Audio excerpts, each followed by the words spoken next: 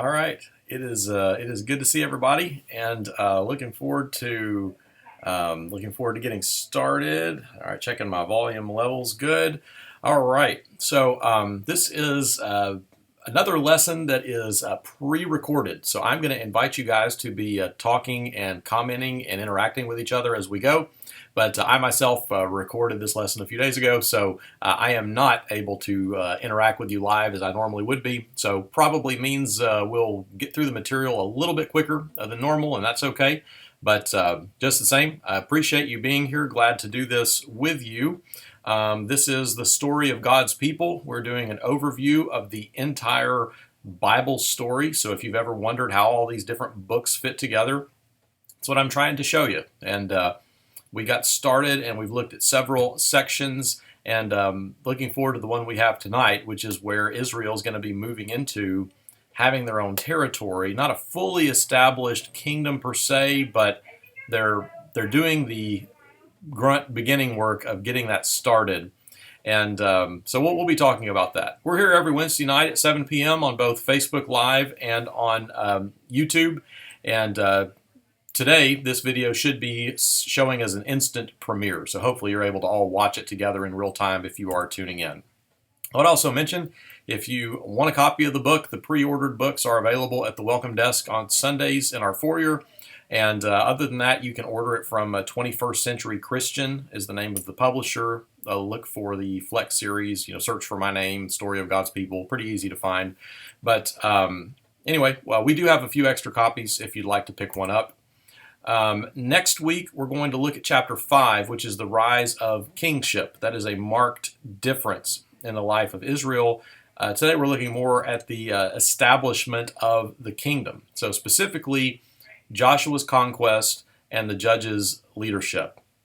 Both of these are important, and these books are interesting in how they're placed beside each other because, there is a large extent to which chronologically they fit together, right? They're describing some of the same portion of history sequentially, but man, the tone and the mood of the kingdom, very, very different between these two books. There's some real different scenarios going on. So especially in the book of Judges, well, I should also say Joshua, right? If you remember, Israelites end up wandering in the wilderness because of their unwillingness to cross over into the promised land. They believed the bad report of the 10 spies, didn't trust the faithful report of the 2 spies, Joshua and Caleb. And so there's a whole generation that dies out. So God is starting over with Joshua to get a better generation going. But it's not too long until you have some bad patterns creeping in. And that's a lot of what the book of Judges is dealing with. So my question for you to be commenting on, when you've needed to get rid of a negative pattern in your life, what has worked for you? Maybe used to be a smoker, you've quit smoking, maybe you did the same with drinking, maybe it's something with your temper, maybe it's something with the way that you were parenting, maybe it's when you were a young person, the way that you acted and something you needed to grow out of. But when you had something that was a recurring negative thing in your life, whether it was something you did that was wrong or something that you recognized just wasn't you being your best in some way, how did you go about addressing that and diminishing the presence of the negative to replace it with something positive? I'm just curious. What method has worked for you these days? If you are thinking of something you needed to address, what would your strategy be? Interested in hearing from you and your thoughts on how you would go about that. Several times in the last couple of years, I've mentioned to you this book by James Clear. The name of the book is Atomic Habits. I would easily put it in the top 10 books I've read in the last 10 years. Just immensely practical stuff. And there's a lot of books where I'll write down ideas that I think are good ideas that I just want to remember and be able to find again. This is a book that I read and actually changed some things in my life. Like after I read it, I was not only inspired, but I felt like I had the better tools I needed to actually implement some positive changes in my habits and my routines. And so I recommend this book highly. But he talks about the way that habits work, and he's really good about being kind of clear-cut in how he describes things. But you have a cue a craving, a response, and a reward. And I want us to be thinking about habits in terms of the patterns of people, right, and how they relate to God or avoid God. But whatever your habit is, whatever the thing is you kind of do, there's some kind of a thing that prompts you, right? There's a cue. There's something, whether it's a certain time of day, you just think about something, or someone says a certain thing that kind of triggers you to do a certain behavior. There's a cue, and the cue causes a craving. And once you've got the craving, you kind of think about it and look for it. And then eventually you do something about that craving and respond to that somehow. So that's kind of where the habit kicks in. You actually do the thing that you were cued and started craving. And then something happens as a result of what you've done. So whether it's a good reward or a bad reward, something happens resulting from what you've done. So just about every habit you've got, you could break into cue, craving, response, and reward. We'll talk a little bit about a cyclical pattern with the Israelites as we go. But that to me is a helpful thing to begin thinking about. If you've got a bad habit you need to break, man, I always lose my temper. But what's going on when you lose your temper? Well, it usually is when someone brings up this topic or makes this kind of statement or responds to me in a certain way, and then all of a sudden I feel like I need to do this, and then I do this, and this is how I feel after I've done it. Good habits can be very rewarding. Bad habits can be very self-defeating and make you kind of feel like you're in a spiral. You know, it's easy to beat yourself up and talk to yourself negatively over what you've not succeeded in doing differently or better. So I'm going to give you kind of the negative and the positive. He says, if you want to break bad habits, he says, remember, you've got a cue, there's a craving, there's a response, and there's a reward. He kind of aligns them with these four things. He says, well, if you want to break a habit, make it invisible, make it unattractive, make it difficult, and make it unsatisfying. So whatever this behavior is you're trying to get rid of, to begin with, whatever it is that cues you toward that behavior, make it invisible. So I thought about using as my example on this last slide. Imagine in your mind the warm texture and taste of a Chick-fil-A chocolate chunk cookie. And if you haven't experienced one, they are really something to pay attention to. But you get to thinking about a good cookie, you start to crave the cookie, you might go out and buy one. They're not that expensive. And then you get to taste it and enjoy it.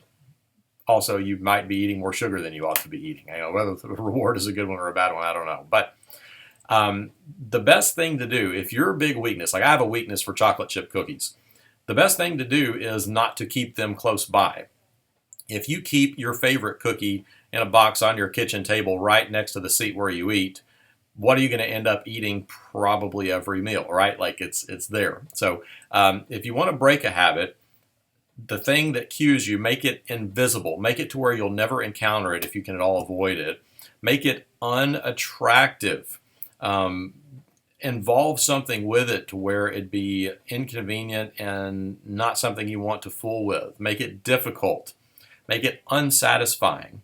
Find some way to set a rule for yourself where every time I do such and such, I must also do some other thing you don't like. But by making things out of sight, unappealing, hard to get to, unsatisfying, you're not likely to do them. Now, sometimes this works against us. So one of the things I've been thinking about in years more recently, you know, we've been married a few years. Over time, you start to accumulate gadgets and devices. There's a couple that, you know, it's entirely on me. A couple of things I wanted to buy to try out. You know, do we like maybe a couple of years ago, I bought a juicer, right? We're going to start, and we did for a while, drink a lot of fresh juices made from fruits and vegetables, and it was all really good. I liked it. But if you keep it in a cabinet that's hard to reach, hard to get to, out of sight, inconvenient, I got to say, pretty quickly, because of where we stored that thing, I think it made us a lot less likely to use it. I would imagine if you start going into your kitchen and looking, you know, squat down low where you can see the parts of the cabinet you can't see standing up, look in the very back corners, there's probably some things you bought intending that you would use them that you're never going to use because they're invisible, they're hard to get to, the trouble of getting it out and putting it back is unsatisfying, therefore you don't do it too much. So that could be a negative effect on something that you actually intend to do. But if you're trying to get rid of a negative thing in your life, give it that kind of a treatment. Make it where it's inaccessible, hard to get to. If you wanted to stop smoking, then find a place to store your cigarettes that is not in your front pocket, that is inside a locked chest where you got to go get a key from another room to come and unlock it, and it's underneath something, and it's just a huge pain to get to. Probably won't be as inclined to do it. That's a good way to break a habit. Now, on the positive side of that, I think you can see inversely where this is going. If you want to form a good habit, make it obvious, make it attractive, make it easy, make it satisfying. So the things you want to do more often, put them in places where you can't possibly miss them. If you want to read your Bible more often, leave it set on your kitchen table at the place where you're going to do breakfast every morning. Keep a bookmark in it so that you're going to easily find the place you want to go. Get a favorite type of writing instrument or pen. I was looking for some. Margaret Maloney gave me some really nice, like a nice pen for making notes in Bibles that doesn't bleed through the pages. But surround it with things that you really like and make it enjoyable, and you are more likely to make time for it. So make it obvious, make it attractive, make it easy to get to, make it satisfying. Do everything you can to reaffirm yourself for this thing you're wanting to do. And whether that's, again, something like reading your Bible or an exercise routine, how can you surround the positive thing you're trying to do with a lot of other things that magnify its positivity? That's a good way to do it.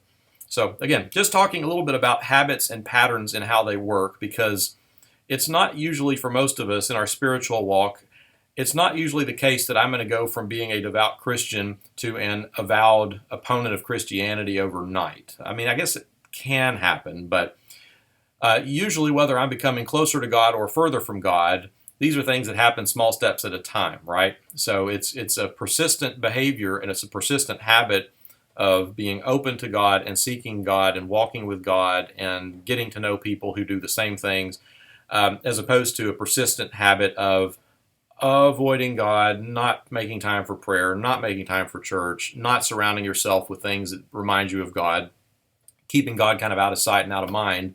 And you persist in that, and over time, you become an intensified version of whichever of those two paths you were walking down. So good to think about habits, I think, when we talk about Joshua and Judges, because habits become a really big deal in how this plays out. So I thought, okay, if I were to try and describe these two books just using emojis, what is Joshua?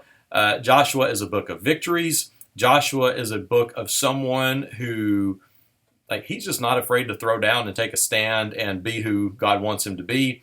You see a period of great faith and courage.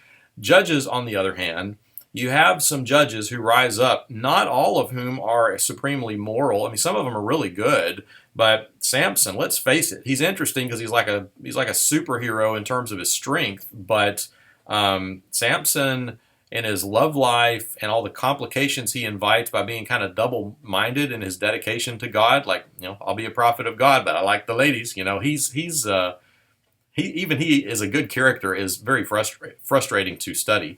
But judges have lots of times of disappointment. Everyone's just doing what's right in their own eyes. Some terrible things happen in the book of Judges, and there's a lot of things just to be frustrated with. And so this would be my emoji representation of how I kind of see these two books. Joshua is, of course, a continuation of Moses. He is Moses' successor. Moses is able to see the promised land, not to cross over into it. Joshua is the new leader who steps up. And frankly, Caleb does some pretty awesome stuff too. His companion, both of whom were the good spies. But Joshua is the one who's going to take up the torch of Moses and lead the people. And frankly, he's another great leader. Moses was the lawgiver. Moses, you can't replace Moses' function in the life of the history of Israel. But Joshua was definitely not a second-rate follow-up to Moses. There's a lot of things he did really well. Joshua follows in his footsteps. Getting here in Deuteronomy, I've got some selected. This is a longer passage that I kind of, just to try and make it fit on the screen, have pulled some smaller sections out of. It says, when the Lord and this is all Moses preaching, by the way. So we talked last time about Moses claiming that he, or a couple of weeks ago, I guess, claimed Moses, I'm slow of speech, I'm not good at this stuff. This is all a big Moses sermon. It says, when the Lord your God brings you into the land that you're entering to possess and drives out before you many nations, 7 nations, larger and stronger than you, and when the Lord your God has delivered them over to you, you must you must destroy them totally. Do not intermarry with them, for they will turn your children away from following me to serve other gods, and the Lord's anger will burn against you and will quickly destroy you. This is what you are to do to them: break down their altars and burn their idols in the fire, for you are a people holy to the Lord your God. The Lord your God has chosen you out of all the peoples on the face of the earth to be his people, his treasured possession. I wonder, as you look through those verses, what points of correspondence do you see with what we were saying about habits? There are some uglier sides to what Joshua and the Israelites had to do as they went through to claim these lands. As Moses states clearly here, God's doing all the hard work. God's doing all the heavy lifting. Really, it's God who's driving these nations out. But God makes it very clear that I'm not giving you this land because you're morally superior to them. I'm doing this because I'm gracious. But he's got a promise to this people because of Abraham. He's got a promise that he's going to continue to honor throughout all generations to them. But he says it's really important. Remember we talked about, if you want to break a bad habit, you got to get it out of sight, out of mind, make it invisible. When you're having to remove a culture from a region, it takes some pretty drastic steps, doesn't it? But God says, you cannot leave any of their idols. We don't need any artifacts. We don't need anything reminding you of their old patterns of behavior. And he bans them from marrying into these foreign nations. Not because of anything like racial or ethnic. It's a matter of faith. He says, you intermarry with someone who doesn't share this faith that you have, and they're going to lead you astray. You're going to end up chasing after what they chase after, and it's going to turn me against you because I can't sanction it. Like I can't support it, and especially after all God has done for them. He has a right to be worshipped as the true God, but he wants them as his own people, as a treasured possession, and this is what they're instructed to do as they prepare to go into the land. I'm not going to dig into this too much, but I do think there is some room for some serious questioning and pushback on the book of Joshua, and especially the use of violence to take territory, frankly. I would say there are some passages that involve, so what we were just looking at in Deuteronomy was talking mostly about the total destruction of idolatry, right? Like you burn their idols, tear them to the ground, you don't leave those temples, anything in place. But Jericho, for example, is a place that God has set aside and said that place is going to get just completely flattened to the ground. Jericho, God is holding them accountable and feels that Jericho needs to be totally destroyed. Don't spare any person. For whatever reason, God has reached that point with them.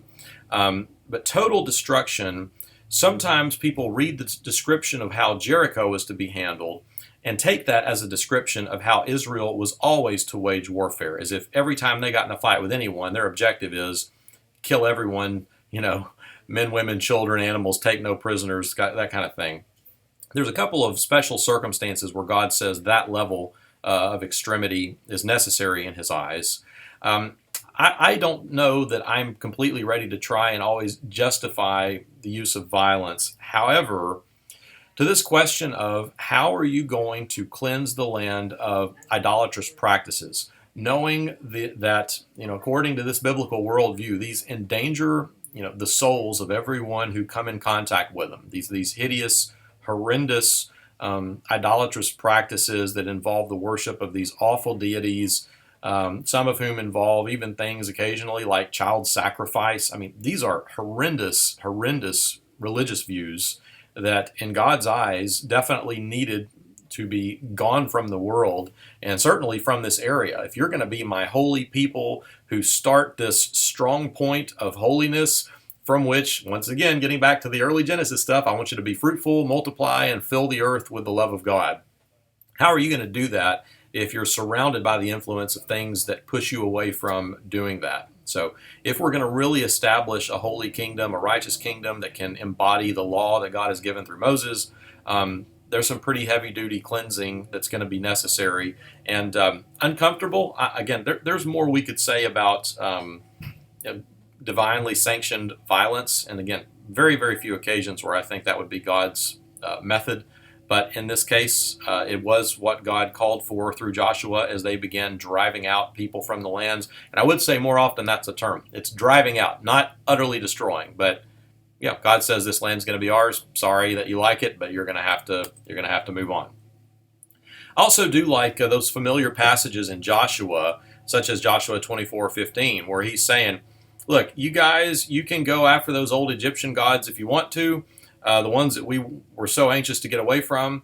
If you want to, you can start worshiping these worthless gods that the inhabitants of the land worship. But as for me and my house, we're only going to worship the Lord. And so I like that Joshua speaks openly of his family's priorities. There's a lot that people in our families pick up on by assumption or by implication, but I'm just kind of curious. In your family, did you have a certain way of communicating your values? Did you have certain ways of articulating, this is who we are as a family. These are things that are important to us. Irrespective of whatever your friends are doing, I don't care. We're not those kinds of people. We're this kind of people. And this is how we're going to live. This is what our priorities are. This is what we will do. This is what we won't do. I kind of like that Joshua is willing to own something like that. You could easily overextend all the things you claim you're going to do if you can't live up to them. But I think some core principles, I don't think it would be wise to just assume your kids are going to pick up on that. I think there's got to be some pretty clear articulation of, hey, this is the kind of family that we are. This is what matters most. I'm thinking of my grandfather. A few years ago, we were there for, I don't remember if it was, I guess it was probably around Thanksgiving, and maybe we were getting ready to say the prayer before the meal, and my grandfather was talking about how, God's been so good to our family, and we have so much to be thankful for, and we just try to always, and he put it some unique way, he said, but we always try to put God first and family second. It needs to be in that order. God has to come first. And, not that any of us were pushing back on that mindset, but that he was just trying to articulate, God needs to be first. We love family. Family's a wonderful blessing from God, and so we keep them in that order. So that's looking at Joshua and kind of what he's done. They're going to go and they're going to start clearing out certain parts of the land of Canaan that are going to become the property of Israel. Then you get to the Judges. And we've been talking about habits and cycles, right? Judges is a very cyclical book, and you can kind of pick your point and watch this pattern in the book of Judges. Somewhere along the way, wherever you want to start, if we started at the top, if they're at a time of peace, they will begin to forget about the Lord. It's one of the problems with affluence. It's one of the problems with comfort, is that we start thinking because we're comfortable, we don't really need any help. So they forget the Lord, therefore they forsake the Lord. They become twisted. After they become twisted, they don't like the results of what they've done. They get dissatisfied with how their life is going, what is happening to their community, and they get too distressed, and then they begin to cry out to God. And after they cry out to God, God raises up a deliverer to deal with the trouble that he allowed to come upon them. And then because of the deliverer, one of the judges, they are then restored to peace. So that is a pretty standard pattern in the book of Judges. I'm not going to try to walk through all the different judges in the book, but if you're trying to figure out what to do with the book, that's kind of the point in history we're at. So Joshua has led them into the land. With Judges, they've kind of got a lot of land. They haven't really finished the work of driving the inhabitants out, so they never quite got there as far as they were supposed to go, but they've at least got some territory marked off. But like once they've got it, it just says everyone kind of went around doing what was right in his own eyes. They weren't really trying to adhere to a lot of the stuff they'd been handed. And so as you look through the book of Judges, I think, this is the point I wanted to make. The judges themselves are bright examples of hope in the middle of an otherwise frustrating time. So just the way people complain about the state of things today in the nation, they're all pretty unhappy in general with things in the nation, but there are some bright points of light. that people would get excited about and would rally around, someone to deliver them from an oppressor. When you read Judges, I would also point this out. My understanding is that if you were to try and view the Judges as this long sequence of stories of like one story and then the next one happened and then the next one happened, it ends up representing too much of a period of time to really fit what we know was that period of time. Instead, when you read the book of Judges and you encounter the different judges, you might read like what region they're dealing with. And if you put it on a map, it's kind of like the same kind of thing was happening at several different places around the same times. So rather than reading them as stories back to back to back to back sequentially, think of them as kind of interlocking circles where, well, this is what was happening up in the north. Meanwhile, over in the west, here's what was going on. And over in the east, here's what was going on. So they're not all happening exactly simultaneously, but it's like it's kind of painting a portrait of the whole kingdom and some of the kinds of rebellion that are happening. And Judges has got one story in particular that's just really horrendous of what's going on with the tribe of Benjamin, that functionally speaking, they have become as bad as Sodom and Gomorrah, two cities that God had completely burned with fire from the heavens because they had just become such an absolutely just a cesspool of every bad thing.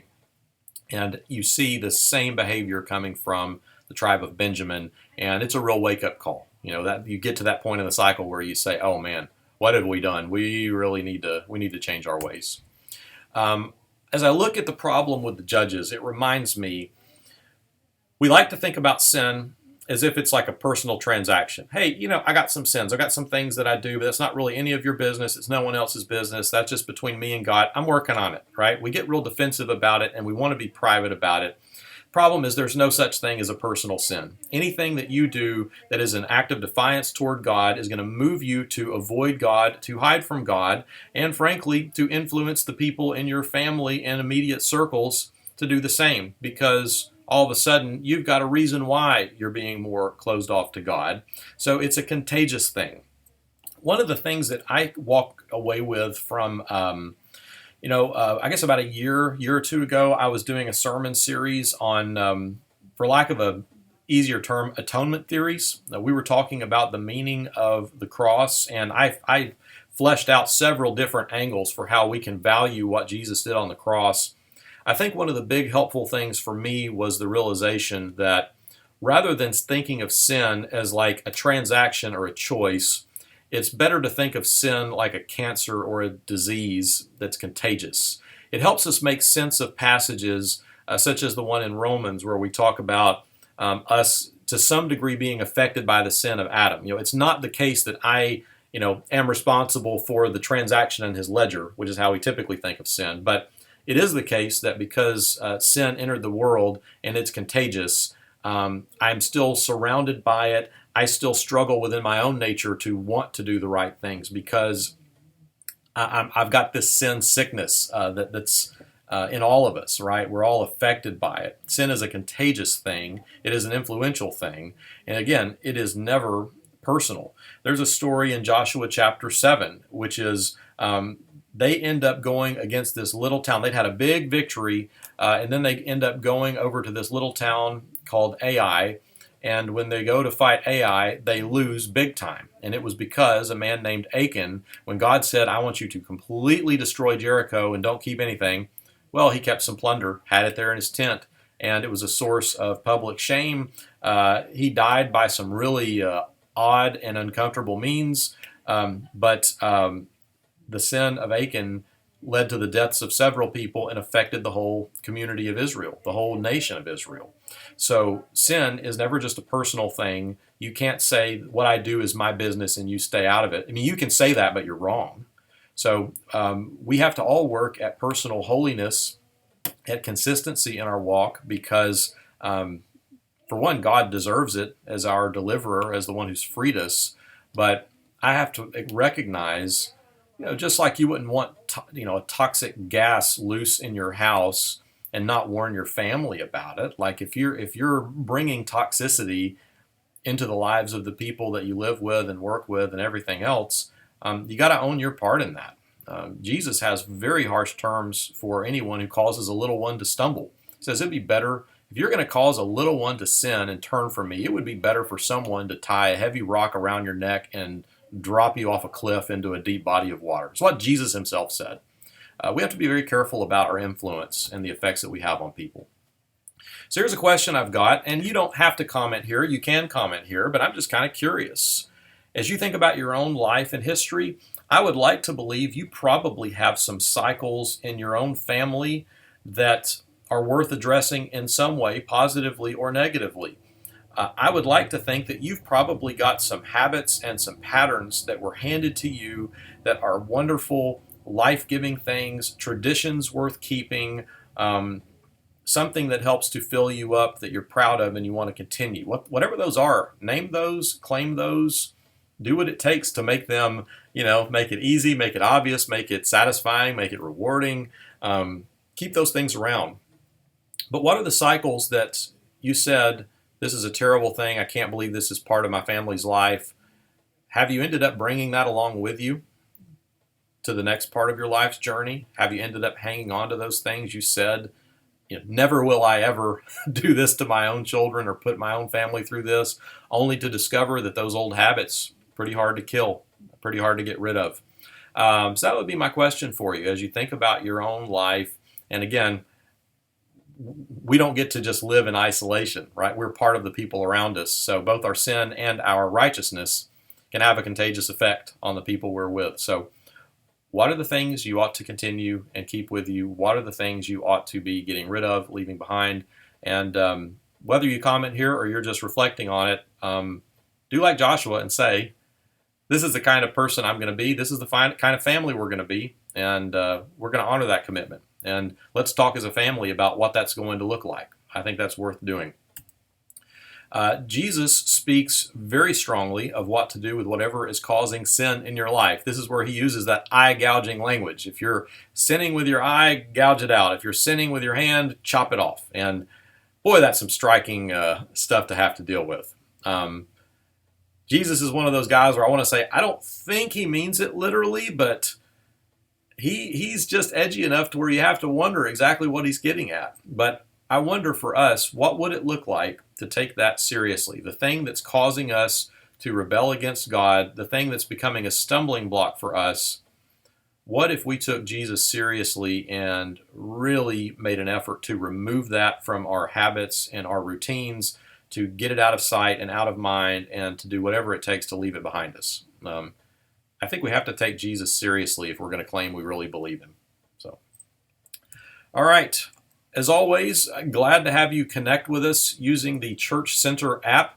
There's a lot of cool stuff in the Church Center app these days. You can find a life group on there. You can connect with one of the Bible classes we have going. You can see the church calendar of events. You can register for events. If you're bringing your child to church, you can check them in on the app before class starts on Sunday mornings and get their stickers kind of pre-printed, ready to go. A lot of good things you can do with the app, and I would encourage you to download the Church Center app using that icon just above me here. And so when you search for it, look for the one that looks like that. And as always, you can get our text message reminders, rmd.at/KC midweek. If you're not already getting those texts, would love to have you do that. You can find us Wednesdays, 7 p.m. at the King's Crossing Church of Christ fan page or on our YouTube channel. Please like and subscribe to those. And if you found something beneficial in this lesson, I would love to have you click the share button and share it with a person you think needs to hear it. And as always, we're glad to hear from you and appreciate your presence here with us today. I'm going to close us out with a word of prayer. God, we are grateful for the heroes of faith who inspire us to be better. We ask for your help, Lord, with those times that we get caught in negative cycles. We know that you always offer us a fresh start.